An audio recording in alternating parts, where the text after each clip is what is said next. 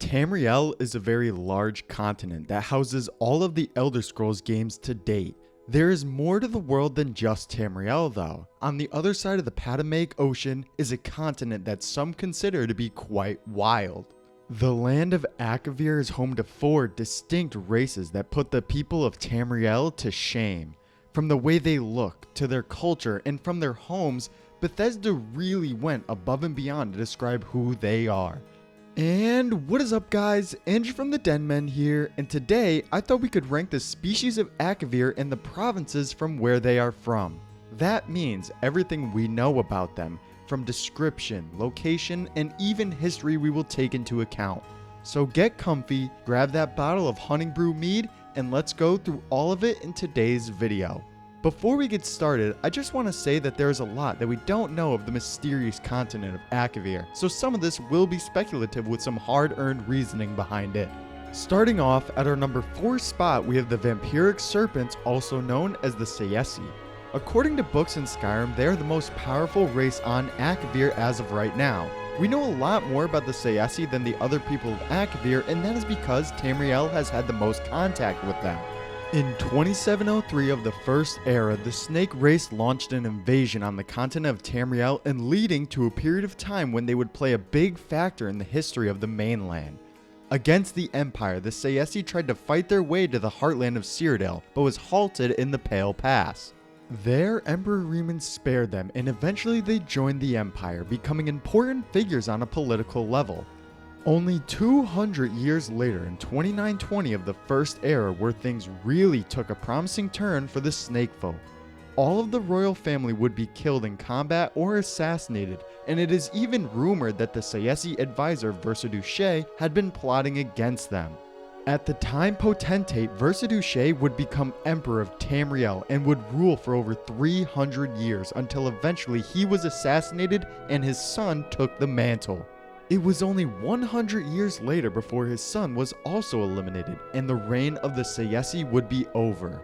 This would not be the last time we see them though. A long time later in the Third Era 290, the now Emperor Uriel Septim V would launch an invasion of the continent of Akavir. It would initially be a success with them having the 2 cities of Ionith and Septimia along the coast. The victory would be short-lived, with the Tsaesci launching a counterattack that would nearly wipe out the whole invasion force. They were forced to flee with raging storms that are said to be from powerful serpent mages. In the ensuing conflict, Uriel V was also eliminated, and that would end Tamriel's time on Akavir. It goes deeper though, with the growing threat within the continent itself. They have waged war with the Ka-Po-Tun, or Tiger folk as known to most. The Tsaesci wished to eat all of the dragons on Akavir, and when this happened, they fled to the lands of Po-Tun. In the ensuing battle between the snake and tiger folk, all of the dragons died, but we will get back to this a little later in the video.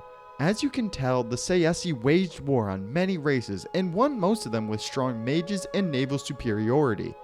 What really becomes a downside for me is that in stories told of them, it usually ends with them trying to eat a race. Whether that be the dragons, the men of Akavir, or the goblins, they have tried to devour all of them. A big selling point for them though is the style of armor and weapons they have. Looking at the blades gear, which are descendants of the Tsaesci, you can see a lot of Chinese influence upon them, and they truly look amazing. At our number 3 spot, we have the monkey folks of the eastern continent. The Tang Mo are a very proud race that have defended their homeland from all of the other races of Akavir on multiple occasions. Most notably the Kamal, when every summer they thaw out and wage war with the other people. More times than not, the ice giants will find themselves attacking the Tang Mo, and every time so far they've been able to defend themselves. This gives way to the belief that they are very superior at guerrilla warfare and understand their province a lot better than the others. The location in question though is known as the Thousand Monkey Isles, and it is believed to be a very interesting place. If we go by the name, the province is not just one big landmass, but many small islands combined together. It would stand to be then that it would be more of a tropical environment and have major influence by Polynesian or Hawaiian culture. The Tang Mo, from what we know, don't start wars with other races unless entirely necessary, and recently they have joined with the Ka-Po-Tun to take down the Tsaesci. This alone would make for a powerful alliance and could lead to the destruction of the vampiric snakes. A big reason why they are at our number 3 spot and not higher is just because we don't know enough about them. If we had more information on any recent activity or any description on their province, it would likely help them become a fan favorite. Either way, the Tang Mo are not ones to be trifled with and are a very interesting race when it comes to the people of Akavir, and that is why they sit at our number 3 spot. But coming in at our number 2 spot is the Snow Demons of Kamal. It just so happens that the race is also known as the Kamal, and they are quite ruthless. The landscape of the province can only be described as a snowy demise. During each of the seasons besides summer, the residents of the region are encased in ice as if they were in hibernation. During the summer though, it becomes just warm enough for them to thaw out and wage war on the other races of Akavir. Once this happens, they usually assault the Tang Mo to no avail. That doesn't mean that they don't have their own stories within Tamriel, because in the Second Era 572, the King of the Kamal began his conquest with the sacking of Windhelm. I'd assume dear Kamal was reportedly looking for an object known as the Ordained Receptacle, but would never get the chance to lay his hands on it. In the province of Morrowind, they would be met by a Dunmer force led by Almalexia and a Nord army led by Prince Joran, who would eventually become the Skald King. The battle would be at a stalemate for some time until a phalanx of Argonians joined and eventually defeated the Kamal's assault on Tamriel. This fight would bring together the Ebonheart Pact and would be the last time that we hear of the Snow Giants. There has been no new stories concerning the Kamal for some time, and that is probably because they are back to their old ways of assaulting the Tang Mo every summer. The idea of such a brutal and savage people that only wants war seems very one-sided, but I think there's a lot of potential when it comes to them. Realistically, there is still so much we don't know about the Kamal, and they could prove to be quite resilient in battle. The province from where they are from is also unique and very alien, a place that is so cold that it freezes its own people just for them to thaw out once a year could be a very interesting place to explore.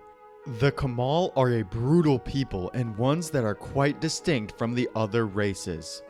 And finally, at our number 1 spot, we have the Tiger Folk of Akavir.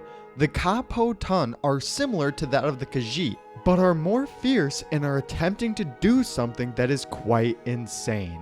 The Ka-Po-Tun are attempting to transform themselves into tiger dragons, and their leader is the only one to have already accomplished this feat. Tosh Raka is said to have become the largest dragon to ever exist, even bigger than that of Alduin. Before the Tiger Folk tried to become dragons, there was a war between the people of Tsaesci and Ka-Po-Tun. In this time, the province was only known as Po-Tun, and the dragons of Akavir fled here to save themselves from the Tsaesci. In the conflict that occurred, all the dragons went extinct and left the two powers very weak. Since this happened, the Tiger Folk have tried to become these dragons, with Tosh Raka being the only one to succeed so far. With the new Tiger Dragon Emperor, the name was changed from Po-Tun to Ka-Po-Tun to show the rise in power. In recent history, they have allied themselves with the Monkey Folk of Tang Mo to fight the Tsaesci. This would become the greatest superpower on the continent of Akavir and would be quite a foe to face. Tosh Raka wishes to destroy all the vampiric snakes and then after that invade Tamriel itself. This would spell disaster for the people of the western continent. It would be the first time in the history of Nirn that the Ka-Po-Tun would set foot onto Tamriel, and if the Tang Mo went as well, it would be quite an invasion force. This doesn't look like it would happen for some time, with the next game possibly set on the western part of Tamriel. That means it would be the farthest from Akavir, and there is still a second great war looming over the heads of everyone. Either way, the Ka-Po-Tun are a force to be reckoned with, and the fact that they are a tiger dragon folk makes them very unique from anything we have ever seen. Akavir is very alien compared to its counterpart of Tamriel. From the Tang Mo to the Kamal and even the Ka Po Tun, you could really see why people have wanted to see them in an Elder Scrolls game. They could really be a sight to see, and hopefully we get them soon. The land to the east of Tamriel is filled with secrets and amazement, and I expect that you are even more curious about the mysterious Akavir. But that is all for me now though, guys. If you enjoyed the video, make sure to leave a like and subscribe. Comment any videos you want to see in the future, and I'll see you all next time.